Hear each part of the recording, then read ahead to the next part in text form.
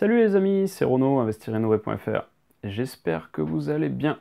Aujourd'hui, je vais vous expliquer pourquoi, à mon sens, l'immobilier est un excellent moyen d'enrichissement personnel et pourquoi je pense que tout le monde devrait s'intéresser à l'investissement immobilier. L'immobilier va vous permettre d'utiliser entre autres trois leviers qui sont extrêmement puissants quand ils sont associés les uns aux autres.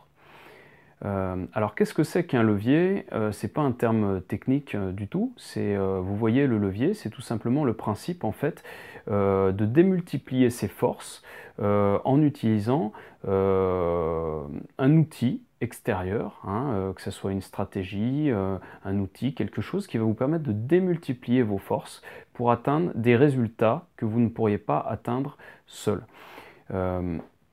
Le premier levier, qui est le plus connu dans l'immobilier, ça va être le levier bancaire. Pourquoi on parle du levier bancaire? Tout simplement parce que la banque va vous permettre d'emprunter une très grosse somme d'argent avec un effort minimum en remboursant de manière mensuelle sur une longue durée des petites sommes d'argent. Donc vous allez pouvoir emprunter une grosse somme tout de suite en vous engageant tout simplement grâce à votre capacité d'endettement à rembourser cette somme, donc moyennant bien entendu des intérêts, sur une longue durée.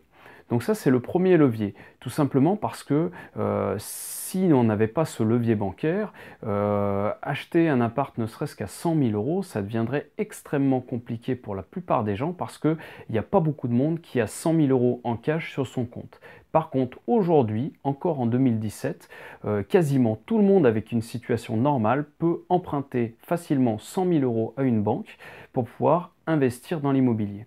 Ça, c'était la première des choses.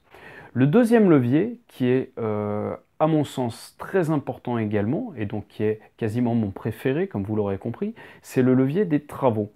Que ce soit en construction ou en rénovation, vous allez pouvoir, grâce à des travaux, créer de la valeur, créer de la richesse, augmenter la richesse d'un bien.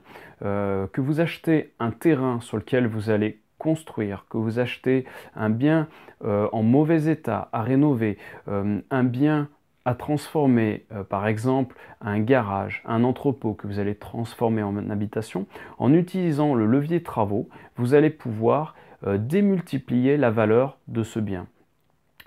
Le troisième levier qui pour moi est également extrêmement important, et c'est un levier auquel on fait rarement allusion dans l'immobilier, pourtant toutes les personnes qui font de l'immobilier régulièrement l'utilisent, c'est la délégation. Alors qu'est-ce que c'est que la délégation? C'est tout simplement le fait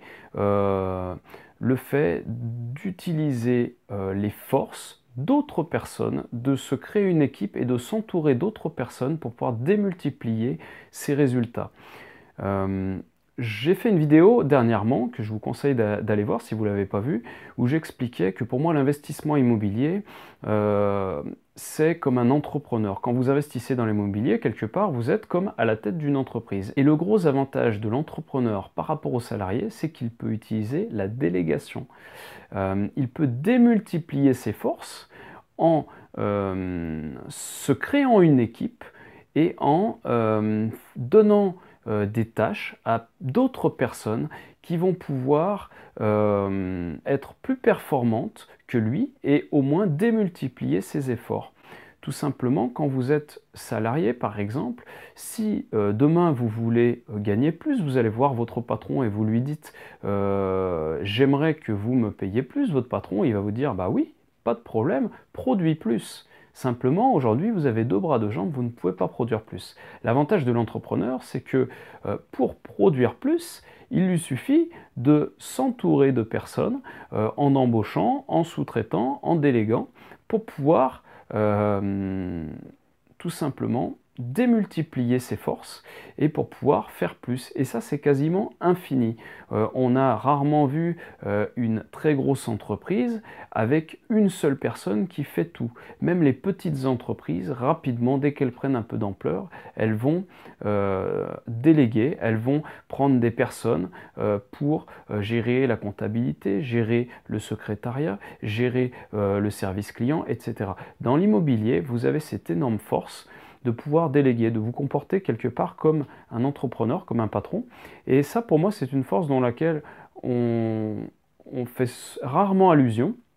Et pourtant, je connais très peu d'investisseurs immobiliers, on va dire réguliers, qui investissent régulièrement dans l'immobilier, qui font tout seul. Souvent, son premier investissement, on a souvent tendance à vouloir faire un peu tout seul. La plupart du temps, c'est une erreur parce que, tout simplement parce que c'est très long, parce que tout seul, on ne sait pas tout faire. On peut être très bon dans certains domaines et beaucoup moins bon dans d'autres. Et du coup, on va être moyen sur l'ensemble et ça va être tout très long. L'avantage de déléguer, c'est que vous allez pouvoir tout simplement vous entourer de personnes qui seront bien meilleures que vous dans d'autres domaines et vous concentrer sur les parties qui seront pour vous les plus faciles, qui seront vos forces. Et donc ça, c'est un levier vraiment très important également qui va vous permettre tout simplement de pouvoir produire plus, donc d'aller plus rapidement, de louer plus rapidement, de rénover plus rapidement, de décorer plus rapidement. Même pour la partie gestion de vos biens immobiliers, vous pouvez déléguer, vous pouvez vous entourer, prendre une agence par exemple qui va gérer vos biens. Si vous avez 20 biens à gérer, c'est beaucoup plus facile d'avoir une agence qui gère ça plutôt que si vous le gérez vous-même, puisque quand vous allez gérer vous-même vos 20 biens immobiliers, vous ne pourrez pas faire autre chose, vous ne pourrez pas chercher d'autres biens, vous ne pourrez pas aller négocier d'autres biens, etc. Donc, concentrez-vous sur vos forces, sur ce que vous savez faire le mieux et déléguez le reste et vous verrez, ça va vous permettre, comme dans toute entreprise, de vous développer beaucoup plus rapidement et de développer votre immobilier beaucoup plus rapidement. Comme vous l'aurez vu, j'ai parlé un petit peu plus longuement donc de ce dernier levier, car pour moi c'est un levier très important dont on ne parle pas forcément beaucoup, du moins pas de cette manière, et qui est pour moi un des vecteurs les plus rapides pour vous développer, pour développer votre immobilier. Voilà. Donc, premier levier, la banque, le levier bancaire, l'emprunt bancaire, utilisez votre capacité d'endettement. Le deuxième levier, les travaux, créer de la valeur, apporter de la valeur en faisant des travaux. Et le troisième levier, la délégation, faites plus en moins de temps, utilisez les forces des autres pour pouvoir toujours augmenter, créer plus de valeur et développer votre immobilier. J'espère que cette petite vidéo vous aura plu. Si ça vous plaît, n'hésitez pas à mettre un petit pouce et puis à vous inscrire sur la chaîne YouTube et liker la page Facebook pour suivre toutes les publications. Et je vous dis à très bientôt dans une prochaine vidéo. Ciao!